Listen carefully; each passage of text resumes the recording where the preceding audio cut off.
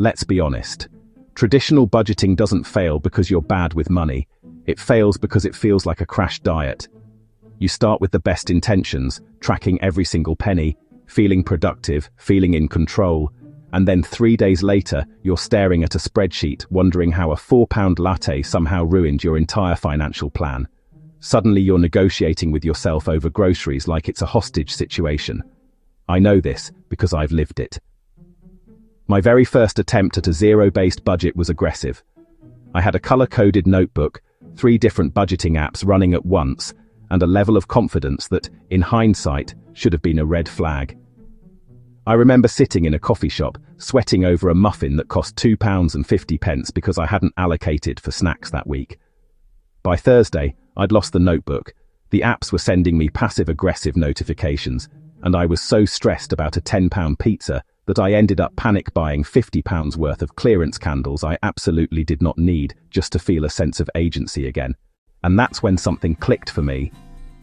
If a system makes you hate your money, it's not a discipline problem, it's a system problem.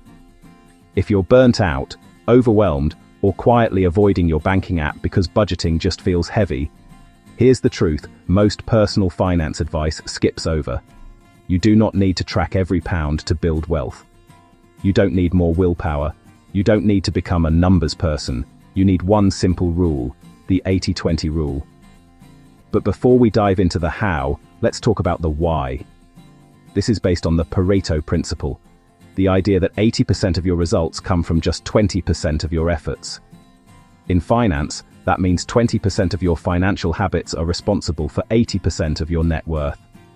If you get the big things right, the small things, like that latte, don't actually matter. This is the lazy person's guide to financial success, and I mean that as a compliment. Instead of splitting your life into needs, wants, and things you feel guilty about, you use just 2 buckets. 20% of your income goes straight to your future self. That's savings, investing, or aggressively paying down debt. The remaining 80% is for everything else. Rent, groceries, subscriptions, travel, and yes, the dinosaur suits. Now, a common question is, do I calculate this based on my gross pay or my take-home pay? My advice?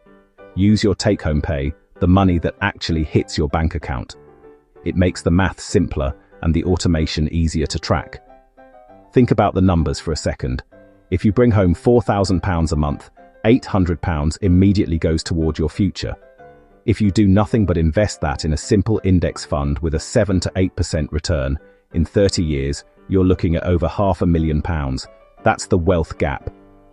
By focusing on that 20% decision, you've secured your future. The other 80%, that's for living your life today. No spreadsheets, no tracking every receipt, no internal moral debate every time you buy coffee. Most people do money in reverse. They spend first and try to save whatever's left at the end of the month. The problem is, there's usually nothing left. The 80-20 rule flips that completely. You save first, you pay yourself first. Then you live freely inside the boundary that's left. It turns saving from a choice you have to make every day into an event that happens once a month. There's also a deep psychological reason this works. Your brain hates restriction, but it responds really well to rules that feel fair. Traditional budgets tell you what you're allowed to buy and make you feel bad when you don't comply. The 80-20 rule doesn't care what you spend money on. It just sets the boundary first and gives you total freedom inside it. That's why it feels easier to stick to. You're not fighting your own desires every single day. Now, here is a pro tip I call the reverse audit. If you feel like your 80% is disappearing too fast, look for the reverse 80-20. Usually, there are 1 or 2 recurring expenses, the 20% of your habits, that are causing 80% of your overspending. Maybe it's a car payment that's too high or a subscription you forgot to cancel. Fix those 2 things, and suddenly the 80% feels like a fortune. If you're thinking, there is absolutely no way I can save 20% right now, start smaller. The magic isn't in the number 20, it's in the habit of the split. Start with 10%, start with 5%, even 1%. The rule isn't about the exact maths today, it's about building the automated pipeline of paying yourself first. Once that pipe is built, Turning up the volume later is easy. When I first switched to this method, I felt something surprisingly dangerous: permission. Because once that 20% was handled, the rest of the money was technically mine to enjoy. And that's how I convinced myself to buy a 6-foot inflatable T-Rex costume for a themed birthday party. I told myself it was an investment in my social capital. Fast forward to me trying to navigate a narrow hallway in a plastic dinosaur suit, knocking over a tray of drinks because I had zero peripheral vision and the fan motor was humming in my ear. As I stood there, trapped in a deflating prehistoric suit, looking like a financially responsible reptile, I realized two things. 1. The 80-20 rule gives you freedom, not common sense. And 2, even though I looked ridiculous, I wasn't stressed. I didn't have the "I shouldn't have bought this" pit in my stomach. My savings were already taken care of. I wasn't anxious. I wasn't guilty. I was just a dinosaur with a solid retirement plan.